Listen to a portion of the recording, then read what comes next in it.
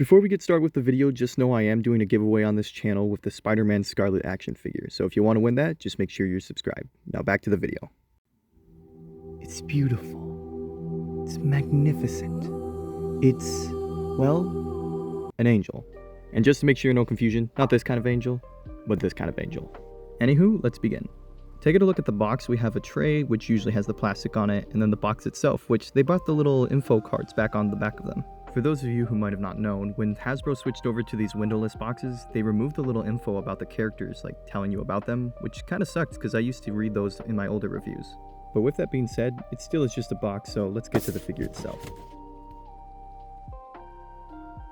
Starting off with accessories, we have two extra swappable hands, they're the open ones, but they are a little bit different, so they're not exactly the same of a pair, but close enough.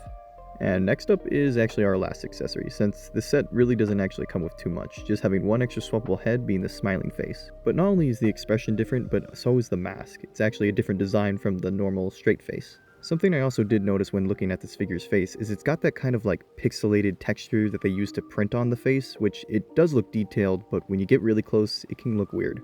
Something I also wasn't happy to see is that there's a lot of paint and scuffs all over the figure, and it would be one thing if it was just one, I wouldn't point it out, but there seems to be a lot of them prominent.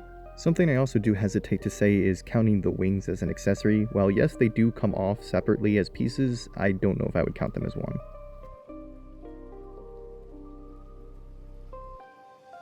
The articulation on him actually feels a little outdated, kind of feels like an older Marvel Legend. It's still okay, but there's still a few things I would have liked. For example, there's no butterfly joints, which just feels like an unjust thing to do to an angel character.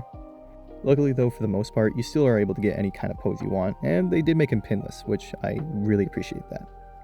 And I know when it comes to the butterfly joints, they have those big holes in his back to put the wings in, but I still think they could have made some room for butterfly joints. But like I said before, you still are able to get any of the poses you want. He can kick his own rear, he can twist at his ankle at a good pivot, so it's all fine. Only thing I would be weary of is by the bicep. It's kind of loose and kind of soft plastic there, so I could see that breaking just like how some Amazing Fantasy Spider-Mans have. Here's a size comparison to the Angel standing next to other Marvel Legends from the X-Men 97 wave, being Wolverine and Cyclops, and here's him standing next to Mafek's Cyclops and Mezco's Wolverine, which is way too tall for Wolverine in my opinion. I think this figure is just alright. It could have been better, but it also could have been worse. I think with what you're getting for the price you paid, it's not that bad. So yeah, I think other than just wanting butterfly joints, this figure is alright. But let me know what you guys think in the comments below. And if you enjoyed this content, please consider following. That is all, and have a good day.